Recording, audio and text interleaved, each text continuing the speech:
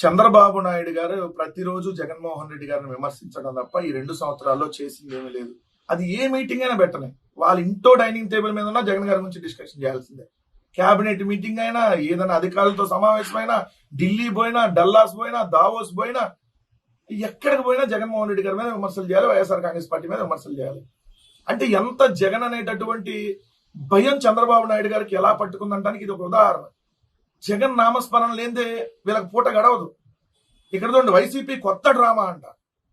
Andhra Jyothi heading పెట్టి, అంటే చంద్రబాబు నాయుడు అన్నాడంట, మొన్న 3 రాజధానులు, నిన్న మావిగన్ మాట, నేడు అమరావతి పరిరక్షణ. ఇవన్నీ ఆంధ్రప్రదేశ్కి సంబంధించినగా. మొన్న 3 రాజధానులు అన్నా అది రాష్ట్ర ప్రయోజనాల కోసమేగా. ఈ రోజు మావిగన్ అన్నా రాష్ట్ర ప్రయోజనాల కోసమే కదా. రాష్ట్రానికి గ్రోత్ ఇంజిన్ మావిగన్నే కదా. మచిలీపట్నం, విజయవాడ, గుంటూరు కారిడారే కదా. అమరావతి అనేది అతి పెద్ద గుదిబండే కదా రాష్ట్రానికి. మీరు వేస్తున్నటువంటి రియల్ ఎస్టేట్ వెంచర్ అది. మీరు ఇప్పుడే రానిట్లేదు అక్కడికి, వీసా తీసుకొని వెళ్ళాలంటున్నారు. ఇంక రేపొద్దున పరిస్థితి ఏంటి? ఇప్పుడు అమరావతి పరిరక్షణ అంట. ఎస్, అమరావతి పరిరక్షణ అంటే ఆంధ్రప్రదేశ్ పరిరక్షణే. అమరావతి కాదు, ఈ ఆంధ్రప్రదేశ్ లో ఇచ్చాపురం నుంచి కుప్పం వరకు ఎక్కడ ఏ చిన్న ఇబ్బంది ఎవరికి కలిగినా అండగా నిలబడింది వైఎస్ఆర్ కాంగ్రెస్ పార్టీ. వాళ్ళ తరపున పోరాడింది వైఎస్ఆర్ కాంగ్రెస్ పార్టీ. పోరాటాలతో ఏర్పడింది వైఎస్ఆర్ కాంగ్రెస్ పార్టీ. అది అమరావతి, లేదంటే ఉత్తరాంధ్ర, లేదంటే రాయలసీమ, ఎక్కడ ఏ ప్రాంతంలో రైతులా, లేదంటే స్టూడెంట్సా, లేదంటే మహిళల, లేదంటే ఉద్యోగస్తులా, లేదంటే యువత, ఎవరి తరపున ఏ కష్టం వచ్చినా ఎస్ ఖచ్చితంగా మేము నిలబడతాం. మీలాగా డ్రామాలు ఆడం, ఖచ్చితంగా నిలబడతాం. కాబట్టి ఈరోజు మేమంటే మీకు భయం ఏర్పడతా ఉంది. ద్వంద్వ విధానాలు ప్రజలకు చెప్పండి. అధికారం కోసం ఎంతకైనా తెగించే పార్టీ.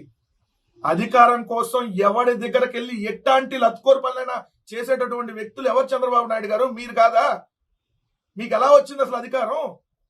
ఒకసారి ఈవీఎంలను మేనేజ్ చేయటం, ఒకసారి పిల్లనిచ్చినటువంటి మావకి వెన్నుపోటు పడిచి లాక్కోవటం, ఇంకోసారి ఏదైతే వాజ్పేయి గారి హవా నడవటం, ఇంకోసారి మోడీ హవా నడవటం.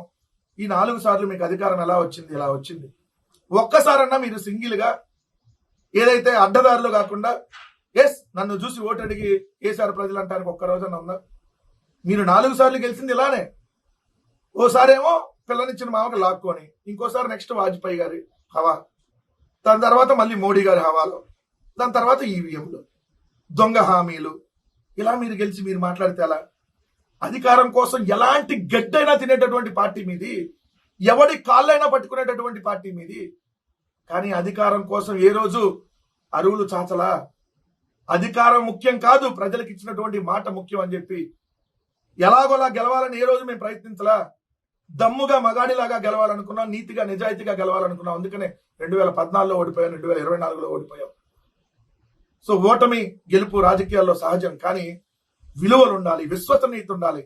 ఎస్ ఫలానా వాడు మా నాయకుడని మేము ఇలా కాలర్ పైకి ఎగరేసి ఈ రోజు చెప్పగలుగుతున్నామంటే జగన్మోహన్ రెడ్డి గారికి ఉన్నటువంటి ఏదైతే గొప్పతనం, జగన్మోహన్ రెడ్డి గారు లాంటి లీడర్ ఇంకెప్పుడు మీరు భవిష్యత్తులో కూడా అంత గొప్ప నాయకుడు నాయకత్వంలో మేమందరం పనిచేస్తున్నాం. అది మేము వైఎస్ఆర్ కాంగ్రెస్ పార్టీ అని ఇలా కాలర్ పైకి ఎగరేసి చెప్పగలం. చంద్రబాబు నాయుడు గారు, మీ నాయకులు, మీ కార్యకర్తలు చెప్పానండి, మా బతుకులు, మీ బతుకులు ఎలాంటి బతుకులో, ఏ పార్టీ మద్దతు లేకపోతే గెలవలేనటువంటి బతుకులు అని చెప్తారు వాళ్ళు. ఇప్పటికీ కూడా మీరు 50 సంవత్సరాలు అవుతుంది రాజకీయాల్లోకి, రేపు వచ్చే 2 సంవత్సరాలు పోతే ఇప్పటికీ సింగిల్ గా పోటీ చేసి గెలవలేరు. అది మీ బతుకు. రైతుల పరామర్శలో రౌడీ షీటర్లు ఎందుకు? ఎవడు రౌడీ షీటర్? పానుగంటి చైతన్య మా పార్టీకి సంబంధించినటువంటి విద్యార్థి విభాగం రాష్ట్ర అధ్యక్షుడు. ఎస్, ఆర్య వైశ్య సామాజిక వర్గానికి సంబంధించినటువంటి ఒక యువకుడిని పట్టుకొని రౌడీ షీటర్ అంటావా నువ్వు? అంటే వైశ్య సామాజిక వర్గంలో ఉన్నటువంటి యువకులు రాజకీయాల్లో ఉంటే నీకు వాళ్ళు రౌడీలా? రౌడీ షీటరా మీకు? ఒక పార్టీకి, అది కూడా ప్రతిపక్ష పార్టీగా ఈరోజు 40% ఓటింగ్ ఉన్నటువంటి పార్టీకి విద్యార్థి విభాగం లాంటి కీలక విభాగానికి అధ్యక్షుడిగా ఉన్నటువంటి మా పానుగంటి చైతన్యాన్ని నువ్వు రౌడీ షీటర్ అంటావా? అంటే నీకు వైశ్య సామాజిక వర్గం వాళ్ళు రాజకీయాల్లో ఉంటే నీకు వాళ్ళు రౌడీలా?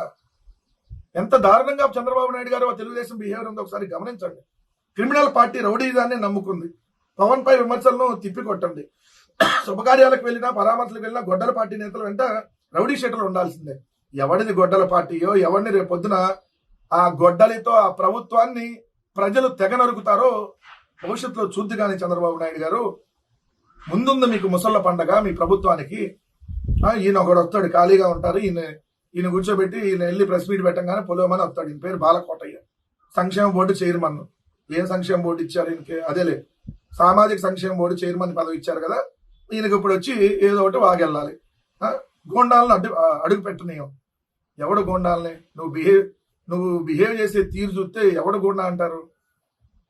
ఈయన గురించి టైం వేస్ట్లే కానీ ఈయన పెద్ద సీన్ లేదు. ఇంకోటి, దేశవ్యాప్తంగా వివిధ పుణ్యక్షేత్రాల్లో నదుల నుంచి పవిత్రమైన మట్టి నీళ్లు తీసుకొచ్చి ఈ ప్రాంతాన్ని పునీతం చేశాం.